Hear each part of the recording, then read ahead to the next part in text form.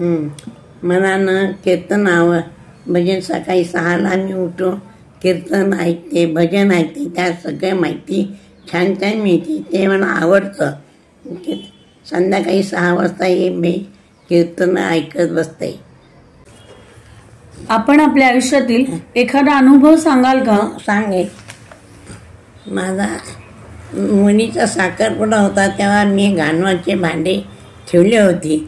त्यावर दुसऱ्या दिवशी पोलीस वगैरे आले. त्यांनी विचारलं हे भांडी घाणवळचे कसे ठेवली. म्हणजे साखरपुडा होता, आता लग्न आहे म्हणून मी घरात ठेवली असं त्यांना उत्तर दिलं. ते म्हणजे असं कसं हो म्हणलं. पोलिसांना मी दमदाटी देऊन बोललं. त्यांना आश्चर्य वाटलं. ते निघून गेले, मला काय बोलले नाही. तसं तुम्ही खंबीरपणे सगळ्यांना हे मी खंबीराने बोलले आणि काय बोलले नाहीत. कोणी निघून गेले. मी सामोरच गेले, मी घाबरले नाही. तसंच तुम्ही घाबरू नका. समोर आलेल्या प्रसंगाला तुम्ही तोंड द्या आणि धट्टपणाने राहा. घाबरायचं नाही. मी तुमच्या आयुष्यातील आनंदाचा क्षण कोणता आहे? माझं आयुष्य सगळं आनंदाचा क्षण आहे. मुलं बाळाचं सगळं मी किती काम केलं तरी आनंदात राहते. मला कधीही दुःख वाटत नाही. मी हसून खेळून राहते सगळ्याबरोबर, सुनाबरोबर, नाताबरोबर, सगळ्यांच्या बरोबर.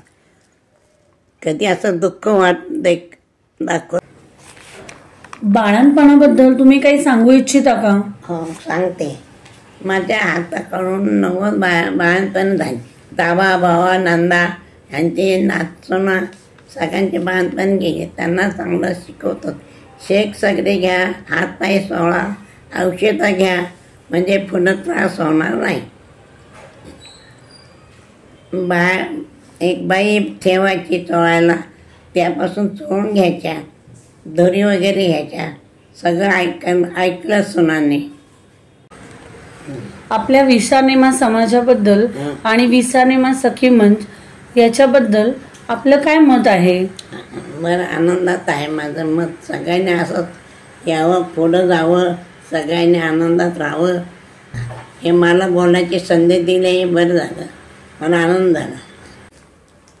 हल्लीची मुलं शाळेत जातात, शिकतात, हायस्कूलला जातात. सगळे हसून खेळून घरात आल्यानंतर थोडं काम करावं, याम होतं.